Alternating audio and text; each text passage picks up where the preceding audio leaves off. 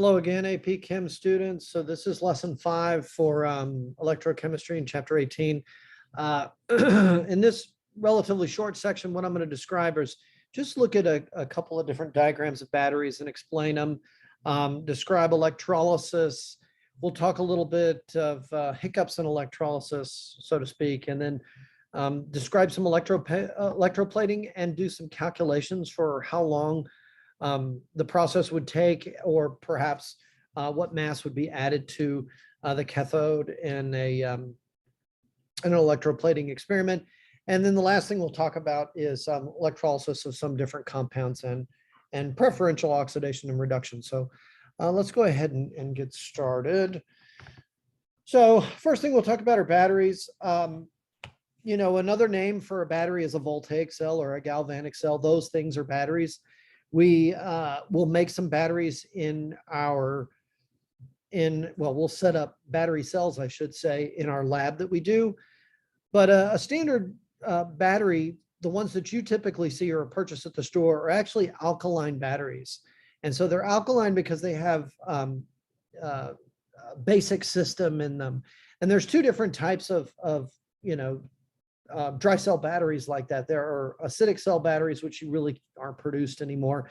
And the other dry cell battery, which is more common, is called an alkaline battery. Your Duracell batteries, your Energizer batteries, these are all 1.5 volts each, at least the cylindrical kind. When they start to take on square shapes, they'll have greater voltages, like a 9-volt battery is the one you use, say, in smoke detectors and things. And then 6-volt batteries for large flashlights and whatever. But anyway, there's a common dry cell battery over here on the right. It's got the anode and cathodes labeled. The paste of the manganese oxide and ammonium chloride and carbon is actually what dictates whether or not it's going to be an acidic or basic battery. But the zinc is the anode in this case, and then the graphite is actually the actual cathode. The change of the oxidation reduction, I believe, occurs at the manganese. But anyway, that's kind of how they're set up. If you put multiple batteries, of course, in series, you increase the voltage, you increase the number of cells. You might remember that from doing your fruit battery lab last year, where you had multiple fruits and multiple pieces of metal in order to attain that larger voltage. But that's kind of how those work. Another galvanic cell that produces quite a bit more voltage and is a little bit more set up kind of how we do things, at least teach things in the electrochemistry unit, is a car cell or a car battery or a wet cell battery. A wet cell battery is a lead storage battery. So what it has is it has two different plates. It has a lead oxide plate and a lead plate, and they're kind of here.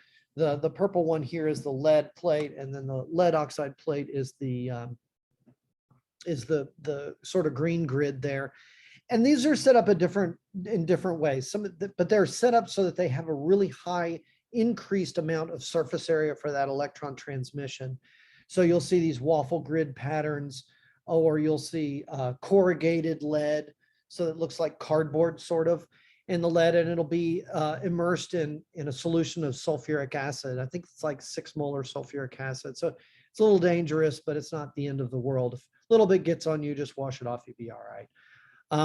But the electrolyte actually allows the electrons to transfer from plate to plate, right? So it comes, you're losing electrons and gaining electrons from terminal to terminal when you place it, a motor or something in between the two. But the actual drive of the electrons is between those two plates, from the anode to the cathode, same as what we have seen before. The difference is this. Now it depends the mass of the battery. So like a golf cart battery is significantly heavier than, say, a car battery. The reason is because you have a lot more of your reactant in there, more increased surface area of the lead plates and more lead and lead oxide, but also more sulfuric acid. And so what happens is they last for a longer period of time. Golf cart batteries are 6 and 8 volts. They're not 12 volts like your car battery, but they need to sustain the charge for a longer period of time. Same thing with marine batteries. Marine batteries will also be 12 volts like car batteries, but they'll generally be heavier as they have more reactant in them so that they last for a longer period of time. Anyway, that's just kind of showing you what they look like. They're not all set up the same way. Some of them are set up in cylinders. The individual plates are wrapped in a cylinder. Some of them have waffle grid patterns like you see in the picture. Some of them are corrugated. But basically, no matter what they do, they have it so they increase the surface area to the maximum amount so they can get a larger sort of reaction or more surface area for those reactions to occur. The way that they actually work, and I think I've talked about this earlier, I know I have in class, but whatever, is that when you use your car battery to kind of start your car or to operate electrical features on your car before it is started. Once your car is actually started, it reverses, it becomes an electrolytic cell. It repowers your battery by reversing those terminals. And by doing that, it sort of knocks off the precipitate of the lead sulfate that's produced on the plates. So it then recharges your battery. If you get to a point where the battery is completely drained, you can do a process called desulfation or desulfating a battery. And what that does is knock off that sulfate, that lead 2 sulfate, to a certain extent. It won't be perfect. And it's a very long process with a slow trickle charge to kind of, and pulsating to kind of knock all of that, that sulfate precipitate off the plates. And then of course your battery starts to work again. But anyway, that's kind of how the car battery works. As far as electrolysis, this is sort of the galvanic cell in the opposite direction. So what we have over here on the left is a standard galvanic cell with zinc over here and copper over here, and electrons are traveling in this direction. Now, if you add a power source and you use a voltage that is greater than the spontaneous voltage that's produced with zinc and copper, you can actually get the voltage to become negative. And so what you'll do is you'll push it in the opposite direction. And by pushing in the opposite direction, you essentially recharge this battery. The zinc ions here will precipitate back on here. This will now become the cathode instead of it being the anode. It's no longer losing electrons.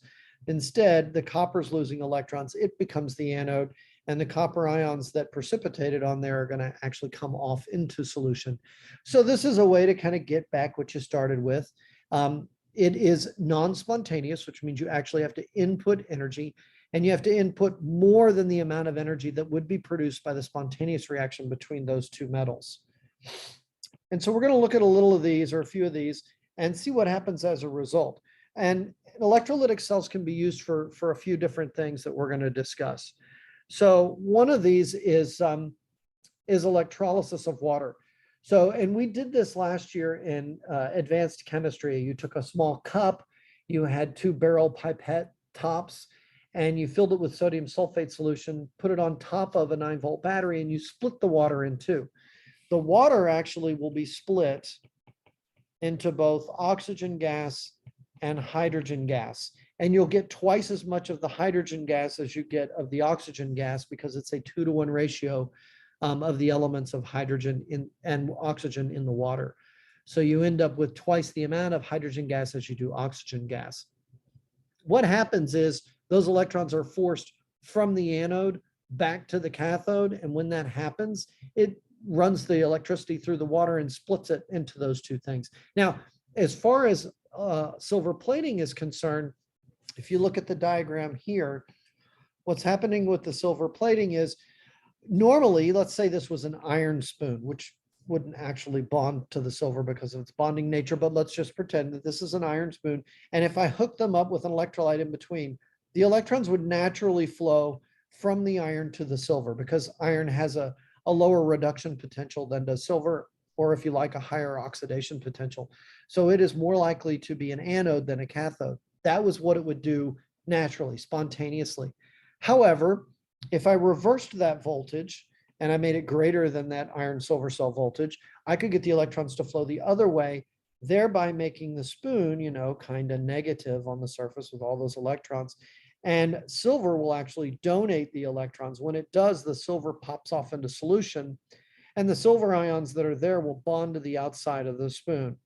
Yeah. And so you will actually plate silver on the outside of the spoon. Now, this could be used for different things, just maybe to make the spoon look pretty, but probably to protect it from corrosion, from oxidation, and so forth.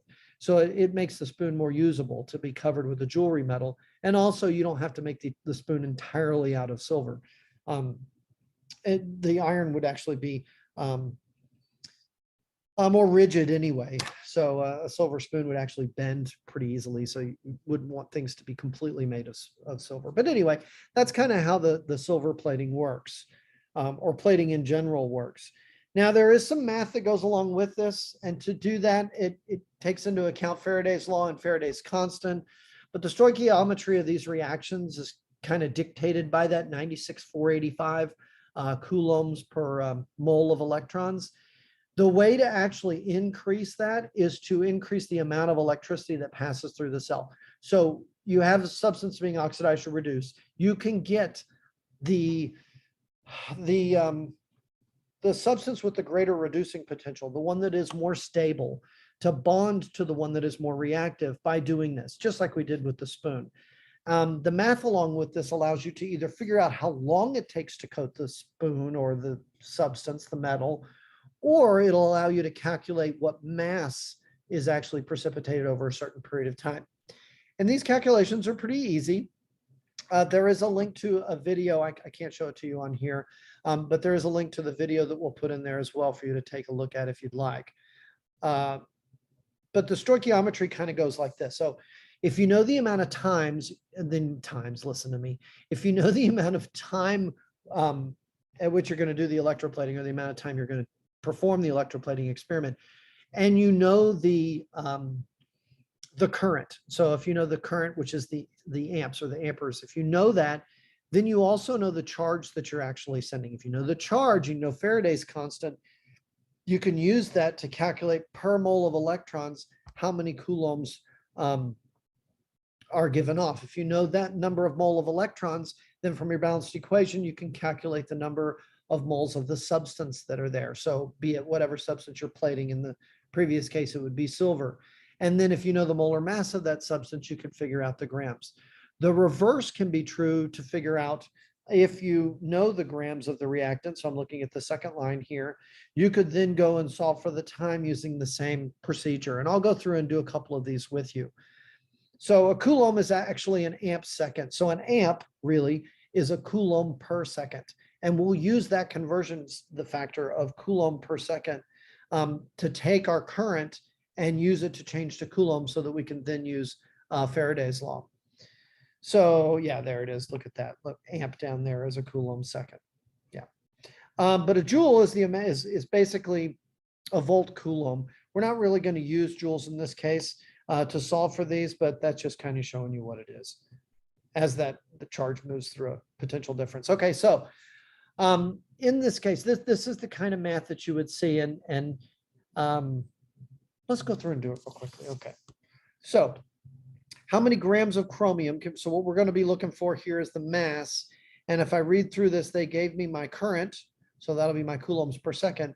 And they also gave me the amount of time, which is kind of a ridiculous amount of seconds. So it says let me use my correct sig figs here. My apologies. 1.0 times 10 to the 4th seconds, right? And then I want to change from seconds to coulombs using my amps. My amps were 2.05 coulombs per second. That's the conversion factor for amps, is coulombs per second, or the equivalent anyway. I can use my 96,485, my Faraday's constant, in coulombs per 1 mole of electrons. And then the number of electrons that are actually changing here, if I were to balance this, or at least set up the half reaction here, is I'm going from the CrO3, which is chromium with an oxidation state of +6, adding 2 electrons to actually plate the chromium on there, which would have an oxidation state of 0. So what I'm changing here is 6 moles of electrons. Look at me writing mole, all of the letters. Silly. Mole electrons, and that would be for 1 mole of chromium. And then 1 mole of chromium has whatever the molar mass of chromium is. I can't remember. Let's look and see. It is 52 grams. Okay, so 52.0 grams. And that would be how you solve these. These are all kind of set up the same way, either forward or backwards. They're kind of the same thing. And I'll show you the work here for this typed and certainly prettier. It does say 96,500. Your book uses that number quite frequently. I think for sig figs, it's really not going to make much difference once we round it out, but 96,485 would actually be the number that's given on your formula chart. It's that many coulombs per mole of electrons. But it's okay. So the number that you get is about 1.84. For the second example, why don't you guys try it? You know, hit the pause button. Don't listen to me for a few minutes. Go do it and then come back and I'll kind of run you through it real quickly. Okay, so if you waited or you paused and went and did it, that's great. This one started with the mass and it asks you to find the time in hours. So I would take my 25.0 grams of chromium. I would still have the same molar mass of chromium in this case. So the 52 grams is 1 mole. And in this case, I'm not using the same thing here. It's CrCl3. So the chromium is actually an oxidation state of +3 going to elemental chromium, which is 0. So I'm going to actually have, for every 1 mole of chromium produced, I'm going to have 3 moles of electrons. And then for every mole of electrons, the number of coulombs are going to be 96,485. Yeah. And then they told me the amperage. Sorry, I got a little lost there. So it's 2.75 amps. So that's 2.75 coulombs per 1 second. And then the last one here, I kind of ran out of room, is we would have to change seconds to hours. And there's 3,600 seconds and 1 hour. Feel free to change to minutes if you'd prefer first, and then change to hours. That would be okay. But set up very similarly. And the answer that you end up getting here is about 14 hours. Certainly more tangible than the 10,000 seconds on the previous question. That's silly.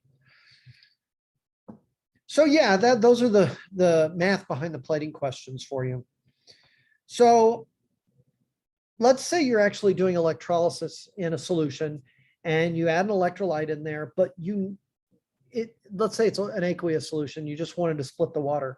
Well, you actually would have to look and see the other substance that was present in the water, the salt solution you're using as an electrolyte, would it actually be oxidized or reduced instead of the water? So you're looking at whether something has preferential oxidation or reduction. So in order to predict the products that are produced, you actually have to look at their potentials, their cell potentials, to see which one is more likely. So if I go and I look at this one for sodium bromide, and I kind of already have these up here, but in the electrolysis of sodium bromide, what I would have present in the beaker here are going to be sodium ions, bromide ions, and water. And if I run a current through this, you know, whoop, whoop, what I'm going to do, at least what I'm thinking I'm going to do, is just split some water, and I'm using sodium bromide as my electrolyte. Well, that may not be the case, right? Because bromine may actually be oxidized or reduced. The sodium might be oxidized or reduced. So you would have to look and see, okay, well, something that could happen here is sodium could gain an electron from this and become elemental sodium, maybe. And perhaps the bromide ion could gain 2 electrons, and 2 moles of bromine would then become Br2. So those are a couple of possible reactions besides splitting the water that could actually occur. So what I would need to do is to actually go look at them. And so I have them here. I went ahead and looked up what the oxidation potential is for the bromine for it to lose those 2 electrons, and it's here.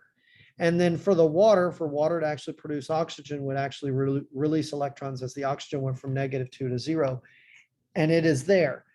When you look at these two, the one that has the lower reduction potential, or I guess I could say the one that is closest to 0, is the one that is most likely to occur.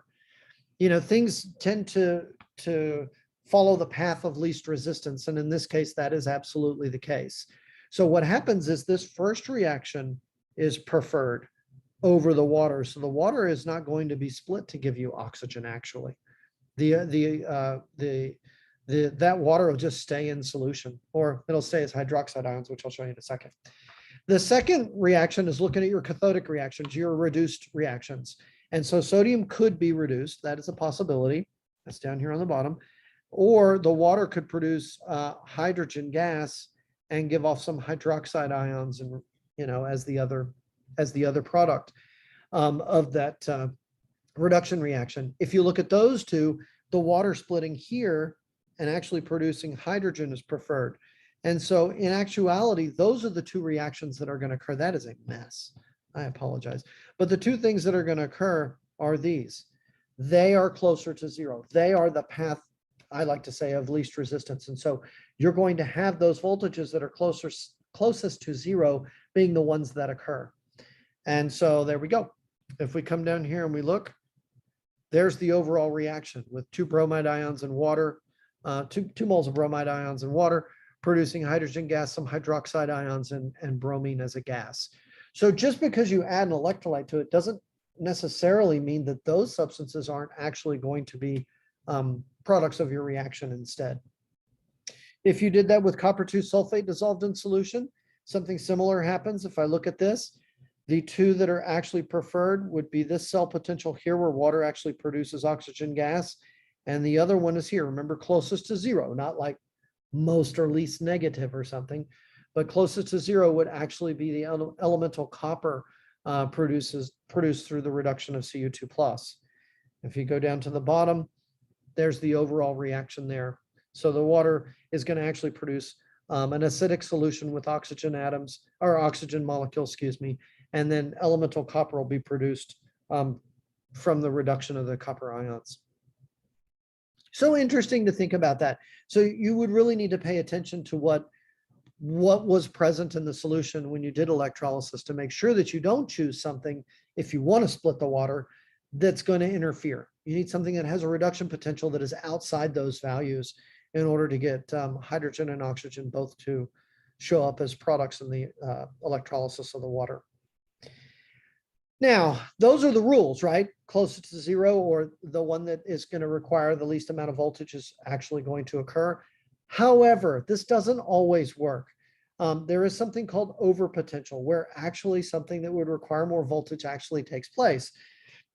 Now, this is how the book describes it. And you would predict that water would do both, but actually it doesn't. So in the case of salt water, that means NaCl. So the chloride ions actually produce Cl2, even though the reduction of the chlorine, what am I doing? Did I do something wrong? No, I did something wrong here. Look at me. I'm doing something kind of crazy. Anyway, I don't know what I was doing, but what I want to say is that the Cl2 is actually produced. I should write it like this. Let me do this again. Cl minus is going to go to produce Cl2 and 2 electrons. So instead of the water being oxidized, excuse me, actually the chlorine is going to be oxidized. If I wrote down what these oxidation potentials were, or what the reduction potentials were, this of course being flipped, this one would be further away from zero than with the water. Now, here's how the book describes this. This is due to some complex factors. In other words, we're not going to explain it all to you, but it happens that chlorine gas is given off if sodium chloride had been added to the water as the electrolyte instead. This is a little bit dangerous. So if your instructor is going to demonstrate, to you that he can or she can electrolyze water and get hydrogen and oxygen back, and they collect those gases, they're actually collecting a poisonous gas called chlorine instead of the oxygen. So they need to be a little bit careful. So overpotential can happen. It's also called overvoltage or overpotential. It does happen, but it's very rare. And like I said, complex factors, we're not going to get into the description as to why. Just understand that it would occur. So if you have molten NaCl, however, that's not in the presence of water, this is just liquid salt, then you do split it and you actually get elemental sodium and listen to me, molecular chlorine gas. Now in the other one, had we done this and gotten sodium produced, it would have exploded because sodium in the presence of water actually ignites spontaneously. So yeah, no, that's not going to occur. Electrolyzing water doesn't produce an explosion. It just produces chlorine gas, which I guess is bad enough in itself. Okay, anyway. So yeah, it's a little bit different when it's just sodium and chlorine. But just the electrolysis of water, if we just assume that there's some soluble salt in there that's not going to take part in the reaction, you end up getting these two cell potentials. And so what you would need to do, what the voltage you would need to input into that cell with a non-reactive soluble salt would be 2.06 or higher, actually higher than 2.06 volts. And your overall reaction is here. If you add them all up, these four right here produce 4 H2O, and those are canceling with this 6 to give you the 2. That's how they actually got the reaction here. All right. So that's the end of this lesson. It is short. We'll come back, or I will come back in the last lesson and describe some, actually remind you of some things that we've had in the past regarding addition and decomposition reactions. We're going to do just a tiny bit of reaction prediction rather than the balancing we did at the beginning. We'll do a little bit of reaction prediction for decomposition and addition reactions as they are redox reactions. All right. So I'll see you in the next lesson, and then that should complete our electrochem unit.